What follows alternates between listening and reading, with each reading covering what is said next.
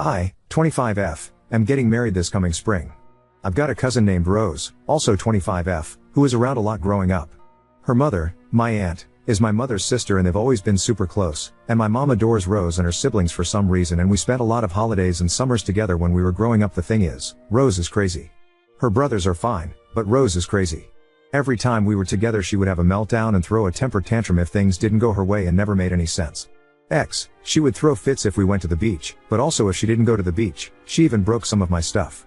She just seems like a very unstable girl. We stopped spending so much time together when Rose's dad got a job in a different state and they moved away and couldn't afford to fly back as frequently. It's been a while, and I still follow her on social media. She posts a lot about mental health stuff. She goes by a new name, has a new look, and she's even dating some guy. But I don't think it's authentic. I think she's trying to reinvent herself because she used to be such a brat and is trying to make people forget how she used to treat them. I'm pretty sure she is BPD. This Christmas was at my mom's house and my fiancé and I figured that we would hand out the wedding invites there and not risk them getting lost in the mail. Most people at Christmas got one, but Rose, naturally, wasn't invited. I don't want her ruining our special or anything. She was pretty mellow and was talking about her new job and stuff. She came up and told me that she noticed that her brothers had gotten an invite, but I had forgotten to give her one. I told her I didn't think she would want to come, since when we used to get together nothing seemed right for her. She seemed really taken aback, apologized for how she used to act because she had a lot of stuff to deal with, and said she was sorry that I didn't think she couldn't change from when she was a kid. I held firm because this is the first time she's ever apologized to me for how she tried to ruin stuff, and I think she was just trying to manipulate me into getting her way like she always used to. Her family realized that she had never gotten an invite, and one of her brothers called and asked why his sister wasn't invited. I reiterated that I didn't feel comfortable with a mentally unstable woman at my wedding, and he got angry and said that I was stupid for being mad at something that happened so fucking long ago and that I was being ridiculous and bigoted, and said he didn't want to come either and hung up. Then Rose's mom called my mom and said that if her daughter was the only family member not invited that she wasn't going to attend. Now my mom is upset that her sister and nibblings, her word, aren't coming and begged me to just invite Rose. But you can't fully cure mental illness, and I don't want her coming and smashing my cake or something. Ida? Oop. Look, if one day I decided to shave my head and change my name to something completely different and demand people now call me this new name, it would look like I had some sort of mental break.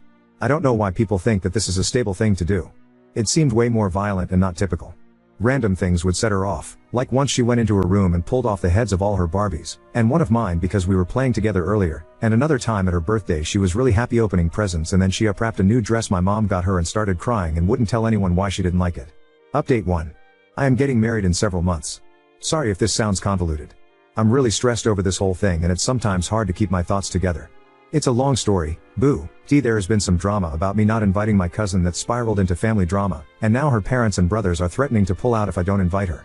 I don't want my cousin there because she is mentally ill, I believe BPD, and I have had very bad experiences with her when we grew up together, and I don't believe she has truly improved the way she acts like she has. I feel like she could be a potential threat to my wedding, and I don't want all the attention to be on her having a breakdown, or her trying to smash my cake or interrupt my vows. But my mother, who is very close with her mother and her, is also threatening to pull funding because I'm acting ridiculous for not inviting all of her nibblings. It's causing so much drama, and with my aunt and my mother deciding to take back the offer of money, I wouldn't be able to fully pay for the venue we already have booked. The invites were given out about a month ago, and I'm surprised and disappointed that the drama hasn't blown over since then. I got advice on Reddit before that suggested extra security to shadow my cousin specifically. It looked like that was the only way to keep this venue, so I brought it up with my fiancé and he said he was fine with hiring someone, or even having one of his relatives shadow her the entire time and make sure she didn't try anything. So I mentioned it to my mother, but she didn't like the idea. She says my cousin isn't a threat, and I'm being awful towards her. I tried to explain that, rationally, it was the best option. My cousin is a mentally ill woman, and I doubt the venue would appreciate us inviting someone with a known history of destruction and meltdowns. This way, she can have her nieces and nephews and sister at the wedding and I can have slightly more peace of mind. I'm trying to maintain this boundary, but my mom still insists that I'm being awful for some reason. I'm just trying to maintain the peace while feeling safe at my own wedding. Gee, Ida? Edit, this post is getting brigaded. I would like it if you would stop baselessly speculating on my cousin's sexuality and implying that I'm a bad person because of it. Edit 2, for everyone implying that my mother is fully funding my wedding, that isn't true. She is contributing a significant amount, but I did not ask her to. She offered. If I had known that the money came with strings attached, I would have chosen a cheaper venue when planning. Pulling out now would lose my deposit, which I paid for, and cause me to have to do a lot of rescheduling and replanning. I'm not going to give in and let some psycho ruin me and my fiancé's day. To those recommending I go low or no contact with my mother, that isn't an option. I love her and she loves me, and I'm not going to destroy our relationship because of some psycho. You're being entitled, rude and manipulative. I read your post and I remember you from a previous post where you handed out invites to your wedding in front of her, which was completely uncalled and callous of you. You're justing someone who you haven't seen for years for things they did as a child. How would you like every mistake you've made held against you? At this rate you'll be lucky if you have any family left attending your wedding. Uda Pete Friend 86 Nah. I can't be sure if your mother is dismissive or if you're overly alert. What I can be sure of is the fact that you're under your mother's thumb as long as you let her hold funding over your head. Fit Humor 5022 Op isn't paying for this at all. Mom Shal will take away the money if Op does this. Op is just an entitled brat. I wouldn't be able to fully pay for the venue we already have booked. Oop, my mother thinks that she has changed, but I think she's too easily trusting. I last saw my cousin at Christmas, and my mom pointed out that my cousin had apologized then, but she only apologized after she realized she had not been invited to the wedding. She never apologized before about how she used to treat me. She also seems to have had some sort of breakdown a year ago. She had a radical change in her appearance, shaved her head, and changed her name. Our family thinks it's fine and brave or whatever, but it just reminded me of Britney Spears doing the same thing during her breakdown. I stopped replying to my Ada post because it was clear that it was being brigaded and people even linked the subreddit that was brigading. I keep getting harassing messages on my other post and through private messages, so I see that people are stalking my profile as well. People are making assumptions about me and my feelings towards the LGBT community and transgenderism that are irrelevant to my post about my cousin. My cousin is female and mentally ill. My cousin is not a man and has never told me that she thinks she's a man. I think that a woman is allowed to want to feel safe and secure at her own wedding without misogynistic slurs being thrown at her and being forced to accommodate mental illness at a celebration that is not for the mentally ill woman. I am not going to elope and I am not going to cancel. I know my mother loves me, even if she also likes my cousins, and would not abandon me. My fiancé stands by me no matter what and agrees with my stance on the whole thing. I appreciate all the actual advice I've received. My cousin will be invited to placate my mother, and I've told her that I will invite her and not hire security. My fiancé's cousin will shadow her the entire time if she makes it into the venue. She will not be allowed to bring A+1 and invite her boyfriend/girlfriend. If she does not stick to the dress code, she will not be allowed in. The dress code is simple and already established, a formal or semi-formal dress for female guests and a suit for male guests, all within my wedding colors. It's pretty standard for weddings, so if she can't manage that then oh well, I can tell my mother I tried to accommodate her background. I'm getting married T.S. spring. Around Christmas I sent out the invites to the family I wanted there, but did not invite a female cousin of mine, Rose, because I did not get along with her when we were growing up together and I haven't seen her in a long time. I didn't want her there, and I didn't think she would want to attend anyway. She's a bit of a tomboy, and I doubt she'd want to put on a dress and spend the day at a fancy party with us, but my mother is very close to her mother, they're really close in age, and both of them were contributing money to help fund my wedding for the venue I wanted and already have booked. Because I didn't invite her daughter, my aunt said she was not attending along with Rose's brothers and would not help pay for the wedding. It wasn't a lot of money, so I could eat the cost for that, but then my mom got upset that her sister and niece and nephews wouldn't attend, and is threatening to not pay unless I invite Rose and apologize for snubbing her. At first I was really stubborn, but I don't want to switch venues and catering this late into the planning because it would delay, so I bit the bullet and sent Rose an invite. But I never got a response from her, and I wanted to check if she at least received the invite. I wanted to show my mom that she was choosing not to go, so I reached out to one of her brothers. But he was very verbally abusive. I uploaded screenshots of some of the text to my profile so you can see, and immediately he blew up at me and wouldn't even consider listening to me or trying to help me out. He also went into unprovoked and classist attacks on my fiancé. How can I convince my mother to stay on my side, and how can I get Rose to respond to me? I really do want to repair our relationship and have a smooth wedding day. I just feel like everything has been going so well and now this year it's all crumbling at the last minute. Update 2. I appreciate all the people who gave advice on my last post even if they were unnecessarily rude about it. The day after I made my post, Rose finally called me that she had gotten and rejected my invite. She was nasty about it, but she's always been a bit of a brat. She said she didn't care about my wedding and didn't want to be part of more stupid fucking family drama, which I think is hypocritical because she always starts the drama, so she and her brothers and parents aren't attending, and my mom and some other guests are upset at that, but it's all manageable. I went to breakfast with my mom this morning and we sat down and spoke about the wedding. I took advice from my last post and told her that if she continued to favor a cousin over her daughter then I would never speak to her again and she would not be invited to the rescheduled wedding. A lot was said, but she broke down and admitted that she was bluffing and didn't actually want to ruin my big day. She was just upset with how I had acted back around the holidays and hoped that her threat would be a wake-up call. I apologized and acknowledged that I didn't realize how hurtful my actions would have been perceived. She essentially raised me by myself and I have always tried to live by the values she instilled in me, even if they aren't always popular with others, and I told her this. So the wedding should still be on course. I still have to find the money to make up for what my aunt would have paid, but I don't think it's a lot and my fiancé will probably be able to cover it. Thank you again for all the advice. I can't really blame him for calling it off, because it was for financial reasons. But I feel like I can't talk to him about it because I'll start saying things that I regret. I was set to get married today. It was great, I had everything planned out perfectly. My venue was on the pricey side, but both my mother and aunt said they would help pay for it to make my wedding perfect. I sent invites months ahead to make sure everyone had time to plan stuff if they needed to travel and the drama started when I didn't invite my cousin. I grew up with her because our mothers are close and she is very mentally ill and would always have meltdowns and stuff. Around last year she had a breakdown that everyone seems to ignore now. I'm pretty sure she has BPD and anyone who knows someone with that will tell you how unstable and unpredictable those people are. So I decided that I didn't want a severely mentally ill woman at my wedding to risk ruining it, and also we weren't that close to begin with and hadn't seen each other for years. I thought everyone would understand that, and it's not like she and I were very close to begin with. It caused a lot of drama and family fighting. My aunt said that if I didn't invite her daughter then she wasn't going to contribute money, and my female cousin's brothers also said that they weren't coming. Then my mom got angry and said that she wasn't going to contribute money if I was going to discriminate against my female cousin. And then other relatives heard that I hadn't invited her because of her mental illness. I didn't even tell anyone it was because of that, just that we weren't close. But I guess she was telling them that I was being bigoted against her because of her illness. I settled things with my mom who agreed to pay, and I even offered my cousin an invite and apologized for excluding her when I initially sent out the invites. But she brushed me off and said she didn't want to go to my wedding. But my aunt never accepted the apology and still refused to pay. I thought that was fine because my fiancé could make up the difference and asked my dad if he was willing to contribute more. He divorced my mom when I was a kid and we're not super close anymore because of it, but he still offered some money, but neither of them were able to pitch in anymore, and my savings also aren't enough unless I wanted to completely wipe them out or take out a loan, and I don't think that's a very good financial choice. I want the perfect wedding, but I don't want to go into debt for it. I finally decided to fold and look for another venue, but all of the ones I wanted were booked for the rest of the year. Last month my fiancé told me that we should postpone the wedding for a year so that we find the perfect venue that we can afford. I had to call all my friends and the family members who still wanted to go and basically tell them I was too poor to get married this year. It was humiliating. All of this is because of my cousin who got pissy that I didn't want her at my wedding, and she doesn't even want to go to the wedding anyway, and did her best to turn my family against me.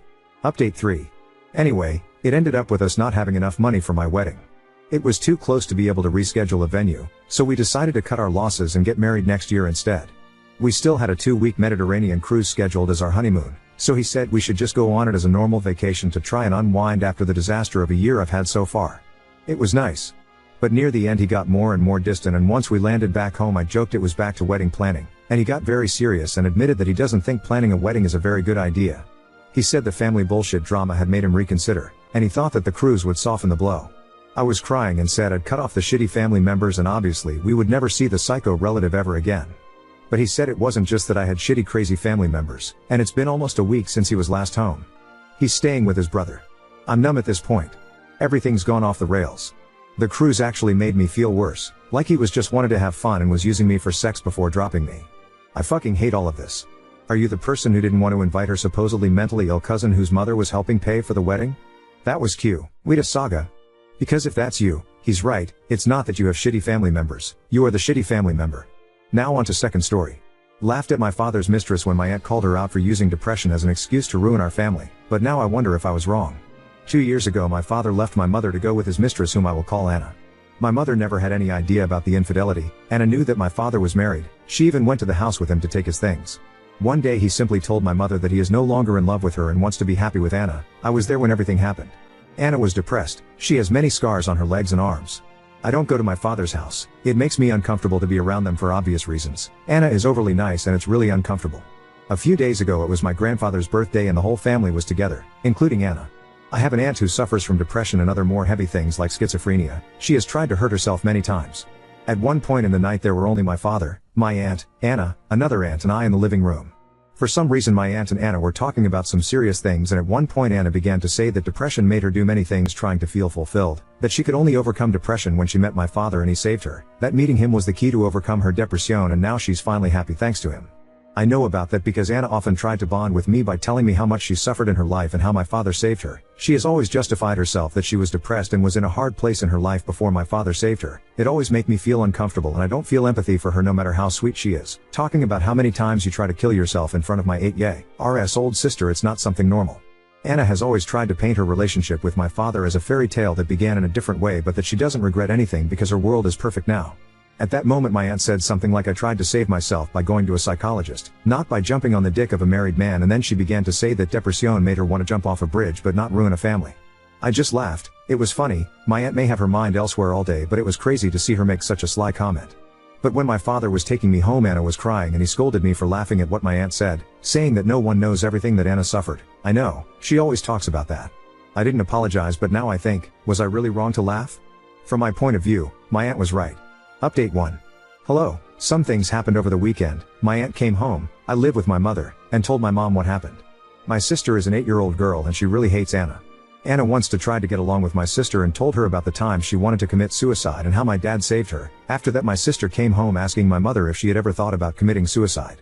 That's not a question an 8-year-old girl should ask, and my sister even asked me questions about suicide after that. I don't really know what else exactly Anna said to her, but it definitely affected her as a little girl. It's not even something you should talk about with a girl of that age. My mother was furious, and since that day she forbids my father to have my younger sister near Anna, as she considers her a dangerous and unstable person around children.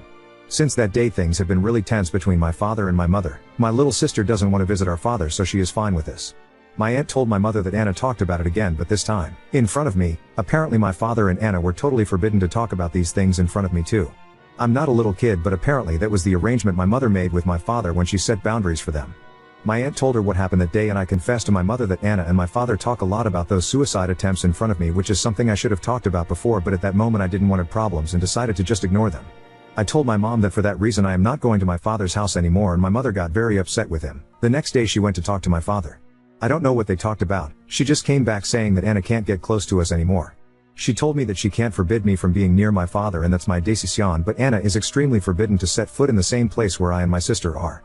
My paternal grandparents agreed, and my aunts too. They knew about the situation with my younger sister.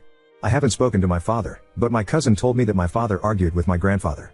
He often says that Anna is a good person and we don't understand the pain she suffered, so I guess he's upset with all of us now for our great lack of empathy, as he always says.